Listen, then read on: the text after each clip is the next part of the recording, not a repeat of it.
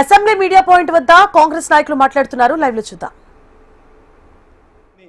ఈ సందర్భంగా మా వైపు నుంచి కోరుతూ ఈ అసెంబ్లీని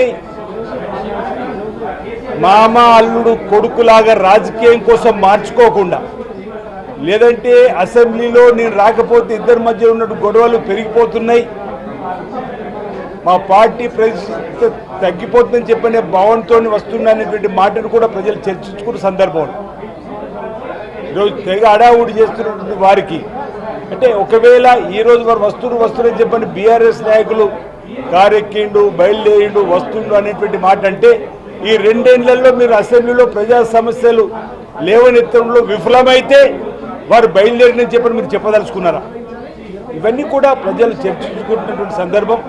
ఈరోజు ఇందిరమ్మ రాజ్యం నడుస్తుంది, ప్రజాపాలన నడుస్తుంది, ప్రజలకు ఉపయోగపడేటువంటి, ప్రజలకు సంబంధించినటువంటి మేలైనటువంటి కార్యక్రమాలు అమలు చేసుకుంటూ ముందుకు పోతున్న సందర్భంలో వచ్చినటువంటి ఈ అసెంబ్లీ సమావేశాల్లో మీ సూచనలు సలహాలు ఇచ్చి రాష్ట్ర సమగ్ర అభివృద్ధికి సహకారం అందిస్తారని చెప్పండి.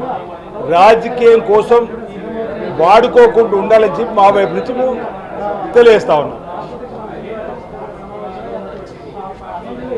మీడియా మిత్రులు నమస్కారం.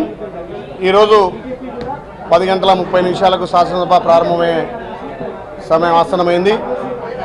గౌరవ ముఖ్యమంత్రి రేవంత్ రెడ్డి గారి నేతృత్వంలో ఈ 2 సంవత్సరాలు ప్రజాపాలన ద్వారా ప్రజలకు సంక్షేమం ఒకవైపు, అభివృద్ధి ఒకవైపు ప్రజాపాలన ద్వారా నిర్వహిస్తుంటే, మరి గత 10 ఏళ్లుగా ధనిక రాష్ట్రంలో గత ముఖ్యమంత్రి కేసీఆర్ గారి, హరీష్ రావు గారి, కేటీఆర్ గారి చేయలేని పనులు ఇవాళ అప్పుల తెలంగాణలో గౌరవ ముఖ్యమంత్రి రేవంత్ రెడ్డి గారు ప్రజాపాలన ద్వారా ఇందిరమ్మ ఇల్లు, రైతు రుణమాఫీ, రైతు భరోసా, రైతులకు ఇన్సూరెన్స్ సబ్సిడీ, మహిళలకు వడ్డీ లేని వాళ్ళు, ఒకవైపు సంక్షేమం ఒకవైపు అభివృద్ధి అందిస్తుంటే, మరి 2 ఏళ్ళు తెలంగాణ రాష్ట్రంలో ప్రతిపక్ష హోదా నిర్వహించలేని కేసీఆర్ ఏదో ఇయ్యాల బయటకు వచ్చి, నేను ఫామ్ హౌస్ నుంచి బయటకు వచ్చి కారెక్కి వస్తుండు కేసీఆర్, అసెంబ్లీకి వస్తుండని చెప్పి టీఆర్ఎస్ నాయకులు గగ్గోలు పెడుతున్నారు, ఏదో ఆదరబాదర చేస్తున్నారు.